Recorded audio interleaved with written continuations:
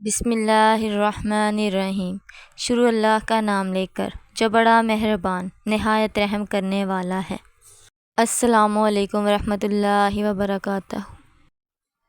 حضرت عبداللہ بن عباس رضی اللہ تعالیٰ عنہ کہتے ہیں کہ مجھے ایک انصاری صحابی نے بتایا کہ ایک رات وہ رسول اللہ صلی اللہ علیہ وآلہ وسلم کے ساتھ بیٹھے ہوئے تھے۔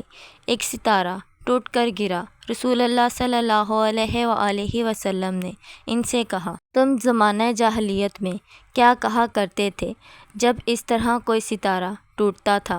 کہنے لگے، اللہ اور اس کا رسول بہتر جانتے ہیں۔ ہم کہا کرتے تھے، آج کی رات کوئی عظیم آدمی پیدا ہوا ہے یا کوئی عظیم آدمی فوت ہوا ہے۔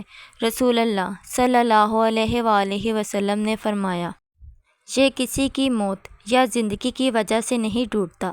معاملہ اس طرح ہے کہ جب ہمارا رب تبارک و تعالیٰ کسی معاملے کا فیصلہ کرتا ہے تو عرش اٹھانے والے فرشتے تسبیح بیان کرتے ہیں، پھر اس آسمان والے تسبیح بیان کرتے ہیں جو ان سے ملا ہوتا ہے، حتیٰ کہ وہ تسبیح اس دنیا کے آسمان والوں تک پہنچتی ہے۔ پھر عرش کے نئے آنے والے عرش اٹھانے والے فرشتوں سے کہتے ہیں، تمہارے رب نے کیا کہا؟ وہ انہیں بتاتے ہیں جو اللہ تعالیٰ نے کہا ہوتا ہے۔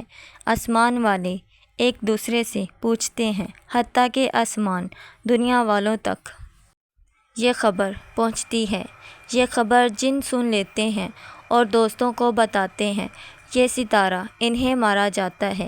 جو خبر اصل صورت میں لاتے ہیں وہ صحیح ہوتی ہے، لیکن یہ اس میں اضافہ کر لیتے ہیں اور جھوٹ ملاتے ہیں۔